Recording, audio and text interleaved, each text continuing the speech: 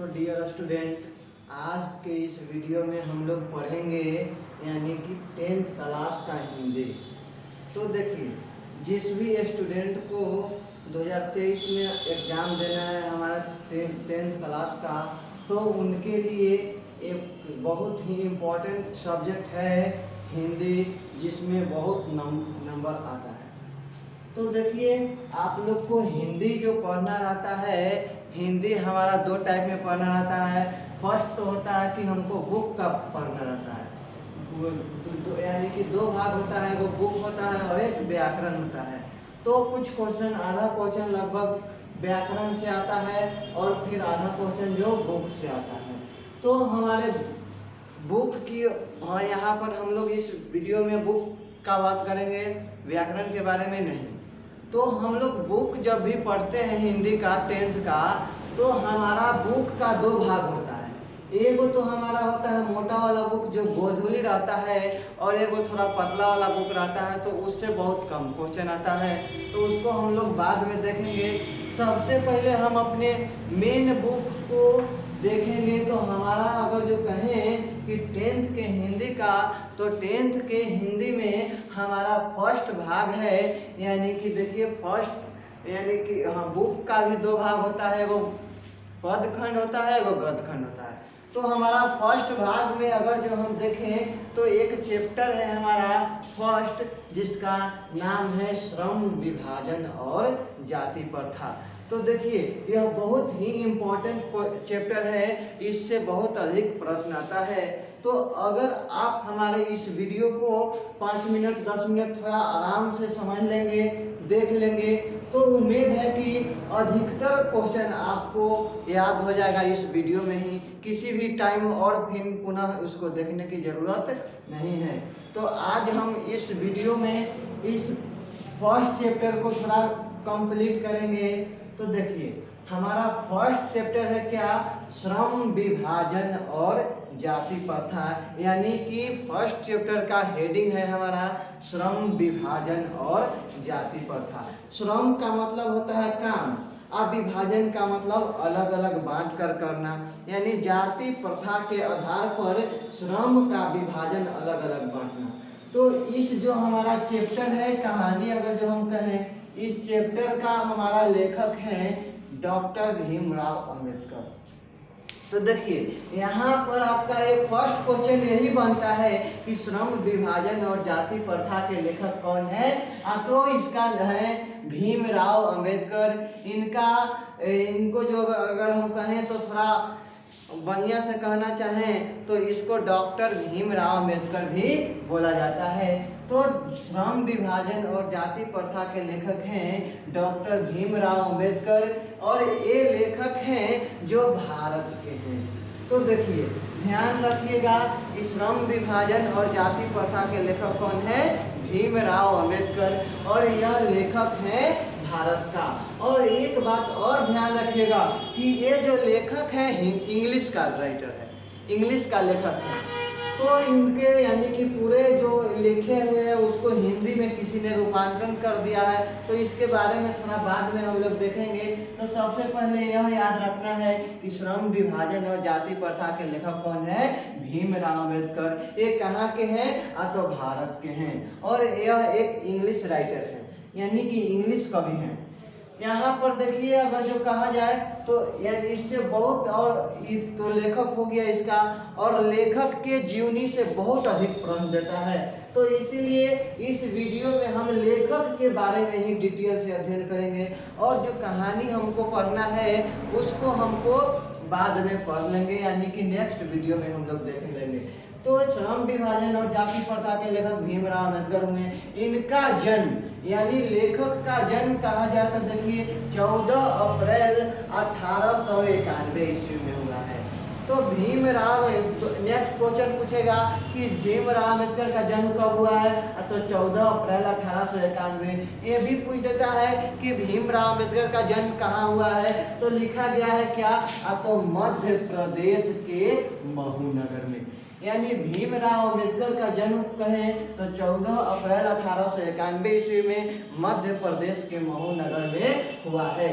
तो इससे 2 क्वेश्चन बन जाता है, इससे 1 क्वेश्चन। फिर देखिए कहता है कि जन्म तो हो गया 1891 में, और कहाँ, मध्य प्रदेश के महू नगर में, लेकिन मृत्यु अगर जो कहें तो मृत्यु हुआ है दिसंबर 1956 ईस्वी में, कहाँ, तो दिल्ली में। तो देखिए जो जन्म हुआ है मध्य प्रदेश में, और कहाँ पर, उसका मध्य प्रदेश में कोई गांव है महू नगर, वहां पर जन्म हुआ है, और मृत्यु हुआ है 1956 ईस्वी, कहाँ, तो कि दिल्ली में। अब कहा जाए तो ठीक है, इनका जन्म हुआ, मृत्यु हुआ, तो और इनके बारे में जाने तो इनके पिताजी और माताजी के बारे में भी पूछ सकता है।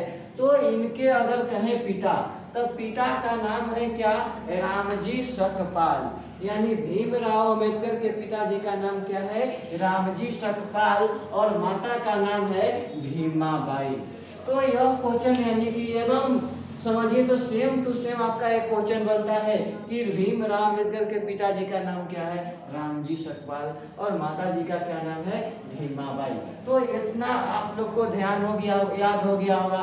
नेक्स्ट हमारा पॉइंट है कि देखिए कहता है भीमराव अम्बेडकर ने बड़ौदा नरेश के प्रोत्साहन पर उच्च शिक्षा के लिए न्यूयॉर्क और बाद में कहाँ गए, लंदन। तो यह यानी कि इस पॉइंट को ध्यान रखना है।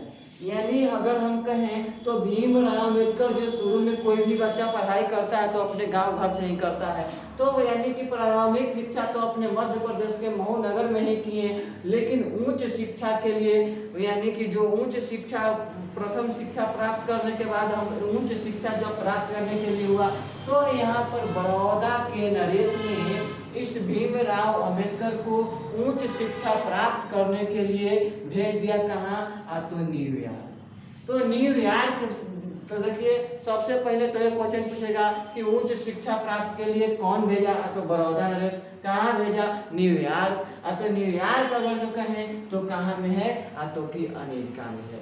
अमेरिका में एक स्थान है आपका न्यूयॉर्क, तो वहीं पर भेजा तथा बाद में इनको लंदन भेजा गया, लंदन। जहाँ अगर कहें लंदन कहाँ पर है, तो लंदन हमारा इंग्लैंड में है। तो इस पॉइंट को याद रखना है कि भीमराव अम्बेडकर ने बड़ौदा नरेश के प्रोत्साहन पर उच्च शिक्षा के लिए न्यूयॉर्क यानी कि अमेरिका और बाद में लंदन यानी कि इंग्लैंड गए। नेक्स्ट पॉइंट है हमारा भीमराव अम्बेडकर का जन्म एक दलित परिवार में। दलित का मतलब होता है नीच जाति, यानी कि दलित का मतलब कहें तो गरीब, और गरीब कहें यानी कि गरीब और नीच जाति। तो हमारा भीमराव अम्बेडकर जो हुए, इनका जन्म एक दलित परिवार के महार जाति में हुआ था। देखिए महार जाति को ऐसे डोम कहा जाता है। तो इनका जन्म कहाँ हुआ था, तो कि दलित परिवार की एक महार जाति में। अगर फिर देखिए हम लोग नेक्स्ट पॉइंट देखते हैं तो कह रहा है भीमराव अम्बेडकर का पूरा नाम क्या है, बाबा साहब भीमराव अम्बेडकर। यानी कि एक क्वेश्चन ये भी बनता है कि भीमराव अम्बेडकर का पूरा नाम क्या है, बाबा साहब भीमराव अम्बेडकर। अब हमारा नेक्स्ट पॉइंट देखिए क्या है, भीमराव अम्बेडकर को भारतीय संविधान का निर्माता कहा जाता है। यानी कि इनको जनक कहें तो भारतीय जो संविधान है उनका कौन क्या है, जनक भीमराव अम्बेडकर है, या इनको कह सकते हैं कि भीमराव अम्बेडकर हमारे भारतीय संविधान का निर्माता है, यानी कि इन्हीं ने बनाया है। नेक्स्ट हमारा देखिए पॉइंट है क्या, तो कि भीमराव अम्बेडकर जो हुए इनके 3 गो महान प्रेरक थे। यानी भीमराव अम्बेडकर के 3 प्रेरक कौन थे, तो कि सबसे पहले बुद्ध थे, फिर कबीर हो गए और ज्योतिबा फुले। तो यह क्वेश्चन बहुत इंपॉर्टेंट है, पूछता है कि इनमें से कौन भीमराव अम्बेडकर के प्रेरक हैं। यानी कि प्रेरक का मतलब प्रेरणा देने वाला, आगे बढ़ाने वाला। तो हमारे भीमराव अम्बेडकर के 3 प्रेरक हुए, बुद्ध, कबीर और ज्योतिबा फुले।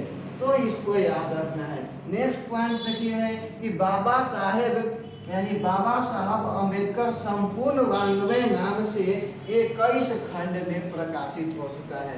यानी कि अभी तक कहा जाए तो बाबा साहब संपूर्ण वाङ्मय अभी तक यानी कि 21 खंड में प्रकाशित हो चुका है। तो ये आपका क्वेश्चन करता है कि यह कितने खंड में प्रकाशित हो चुका है, तो 21 खंड में। तो ये सब बात आपको ध्यान आ गया होगा। एक बार फिर पुनः हम रिवीजन करेंगे, लेकिन इसको देखिए। फिर देखिए यहाँ पर देखते हैं कि जो भीमराव अंबेडकर हुए उनको पीएचडी का उपाधि प्राप्त हुआ था।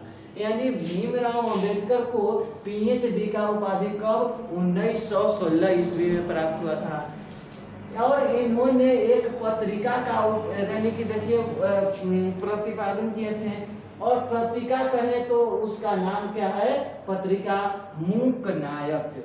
तो मूक पूछता है कि मूक नायक क्या है, तो मूक नायक एक प्रकार का पत्रिका है।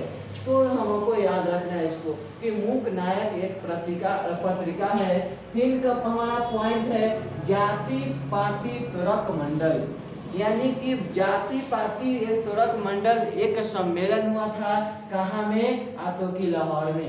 देखिए ये भी हमारा क्वेश्चन पूछता है कि जाति पाति तुरक मंडल एक सम्मेलन हुआ था कहाँ, लाहौर में। लाहौर में कब हुआ था, तो कि 1936 ईस्वी। तो यह सम्मेलन हमारा हुआ था जाति पाति तुरक मंडल समारोह कहाँ, तो लाहौर में। कब, 1916 में। और इस सम्मेलन में भीमराव अंबेडकर ने क्या किए थे, एक भाषण दिए थे। कौन, तो कि एनिहिलेशन ऑफ कास्ट। जाति पाति तुरक मंडल समारोह में लाहौर में हुआ था कब, 1936 में। और इस सम्मेलन में भीमराव अंबेडकर ने एक भाषण दिए थे, एनिहिलेशन ऑफ कास्ट। और उस देखिए अगर कहें तो एनिहिलेशन ऑफ कास्ट को, यानी कि जब ये भाषण दिए थे तो इंग्लिश में कहा था कि ये इंग्लिश के राइटर और इंग्लिश में दिए थे। तो इस एनिहिलेशन ऑफ कास्ट को ललई सिंह यादव ने हिंदी में रूपांतरण कर दिया था। तो देखिए एक क्वेश्चन ये भी बनता है हमारा कि एनिहिलेशन ऑफ कास्ट को हिंदी में रूपांतरण किसने किया, तो यानी कि यहाँ है हमारा ललई सिंह यादव। यानी ललई सिंह यादव ने एनिहिलेशन ऑफ कास्ट को हिंदी में रूपांतरण किए हैं। फिर देखिए अगर कहें तो भीमराव अंबेडकर ने भारत में कुछ दिन तक वकालत किए थे। यानी कि कहा जाए तो भीमराव अंबेडकर हमारे भारत में रहकर वकील का काम किए थे कुछ दिन तक। तो इस पॉइंट को याद रखना है कि भीमराव अंबेडकर ने भारत में कुछ दिनों तक वकालत किए थे। अब हमारा कहता है कि भीमराव अंबेडकर की प्रमुख रचना, तो बहुत इंपॉर्टेंट ये भी होता है जो हमको पढ़ने के लिए तो ऐसे हेडिंग के रूप में कहानी के रूप में नहीं है, लेकिन इससे भी मिलता है कि भीमराव कहेगा कि इनमें से कौन भीमराव अंबेडकर की रचना है। तो फर्स्ट हमारा है द कास्ट इन इंडिया, यानी कि भीमराव अंबेडकर की प्रमुख रचना first the caste in India. फिर देखिए there mechanism, the untouchable, who are Shudras, who are they और हु आर सुधराज और एनिहिलेशन ऑफ कास्ट। तो ये प्रमुख रचना है भीमराव अंबेडकर को का जिन्होंने उन्होंने ये सब सारे रचना को किए हैं। तो ये महत्वपूर्ण है और भी है, लेकिन इतना ये सब महत्वपूर्ण है इसको याद रखना है। यानी the caste in India, there mechanism, the untouchable, who are they, who are Shudras और एनिहिलेशन ऑफ कास्ट। तो देखिए ये सब जितना जो हम लोग रचना देख रहे हैं सब लग रहा है कि इंग्लिश में रचना है, इसको केवल हिंदी में लिख दिया है। इसीलिए हम लोग कहते हैं कि जो हमारे भीमराव अंबेडकर हुए एक प्रकार का इंग्लिश राइटर हुए। तो इसको थोड़ा आप लोग स्क्रीनशॉट ले लीजिए।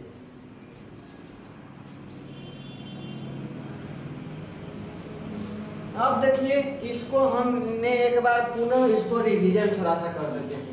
तो अगर जो देखिए यहाँ पर देखते हैं कि जो हमारा श्रम विभाजन और जाति प्रथा है इसके लेखक कौन है, भीमराव अंबेडकर। भीमराव अंबेडकर कहाँ के हैं, भारत के।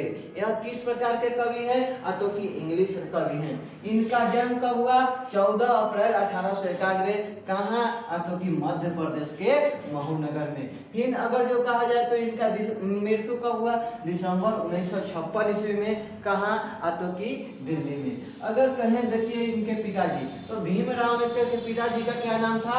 रामजी सकपाल, और माता का नाम क्या था? भीमाबाई। पिता का नाम रामजी सकपाल, माता का नाम भीमाबाई। फिर कहा जाए तो भीमराव अम्बेडकर को बड़ौदा नरेश ने उच्च शिक्षा के लिए कहाँ भेजे थे? न्यूयॉर्क। भीमराव अम्बेडकर को बड़ौदा नरेश उच्च शिक्षा के लिए न्यूयॉर्क भेजे थे। न्यूयॉर्क कहाँ है? अमेरिका में। और वहां से जो हो गया तो उसके बाद पुनः कहाँ भेजे? तो कि लंदन। लंदन कहाँ है? इंग्लैंड में। तो ये क्वेश्चन यानी कि सारा क्वेश्चन आपको याद हो गया होगा। फिर कहा जाए तो भीमराव अम्बेडकर का जन्म कहाँ हुआ था? तो कि दलित परिवार में एक हुआ था, जो इसका जाति क्या था? महार था। तो दलित परिवार में महार जाति में हुआ था। भीमराव अम्बेडकर का पूरा नाम क्या है? बाबा साहब भीमराव अम्बेडकर। बाबा साहब भीमराव अम्बेडकर यानी भीमराव अम्बेडकर को क्या कहा जाता है? तो भारतीय संविधान का निर्माता यानी भारतीय संविधान का जनक कहा जाता है। अगर कहें तो भीमराव अम्बेडकर के 3 प्रेरक थे, कौन? बुद्ध, कबीर और ज्योतिबा फुले। भीमराव अम्बेडकर के कितने प्रेरक थे? 3 गो। कौन? बुद्ध, कबीर और ज्योतिबा फुले। अगर देखिए फिर कहा जाए तो बाबा साहब वाङ्मय या बाबा साहब अम्बेडकर संपूर्ण वाङ्मय को कितने खंडे में प्रकाशित किया जा चुका है? या तो 21। यानी कि बाबा साहब अम्बेडकर संपूर्ण वाङ्मय को 21 खंडों में प्रकाशित किया जा चुका है। अब देखिए कहता है कि भीमराव अम्बेडकर को PhD का भी उपाधि मिला था। कब? 1916 ईस्वी। यानी कि भीमराव अम्बेडकर को PhD का उपाधि 1916 में मिला था। मूक नायक की बात की जाए तो मूक नायक क्या है? पत्रिका। यानी पत्रिका का मतलब होता है पहले यानी कि न्यूज़पेपर की तरह छोटा सा न्यूज़पेपर का छोटा एक भाग है जो उसमें हम लोग को सूचना यानी कि समाचार पत्र मिलता था। तो एक प्रकार का पत्रिका है। तो मूक नायक। जाति पाति तुरक मंडल कहाँ में हुआ था? तो कि एक सम्मेलन हुआ था लाहौर में। जाति पाति तुरक मंडल एक सम्मेलन हुआ था लाहौर में। कब? 1936 ईस्वी में। और इसी सम्मेलन में भीमराव अम्बेडकर ने एनिहिलेशन ऑफ कास्ट एक भाषण दिए थे, जिस एनिहिलेशन ऑफ कास्ट भाषण को यानी कि ललई सिंह यादव ने हिंदी में रूपांतरण किए थे। अब कहा जाए तो भीमराव अम्बेडकर ने भारत में कुछ दिन तक क्या किए थे? वकालत किए थे, वकील का काम किया करे थे। और फिर नेक्स्ट हमारा है कि भीमराव अम्बेडकर की प्रमुख रचना क्या? The caste in India, there mechanism, the untouchable, who are Shudras, who are they और एनिहिलेशन ऑफ कास्ट। तो ये सब आपको हमारा उम्मीद है कि अब कभी देखने की जरूरत नहीं पड़ेगा, यह आपको याद हो गया होगा। और किसी तरह से अगर जो कुछ थोड़ा सा भी दिक्कत हो तो इस वीडियो को दोबारा देख लेना है और इसको क्या करना है? स्क्रीनशॉट ले लेना है और अपने कॉपी में नोट कर लेना है, कैसे कि कभी भी देखने की जरूरत हो तो आप उसको थोड़ा सा रिवीजन कर सकते हैं। और देखिए अगर जो आपको कि जो ये हमारा है तो इसका लिखा हुआ यानी टाइप किया हुआ किसी PDF की जरूरत हो तो आप हमारे टेलीग्राम चैनल एकलव्या क्लासेस पे आप जुड़ सकते हैं। जो आपको सर्च कीजिएगा एकलव्या क्लासेस तो आपको मिल जाएगा वहाँ पर। या हमारे अगर कहें तो हमारे व्हाट्सएप नंबर पर यानी कि देखिए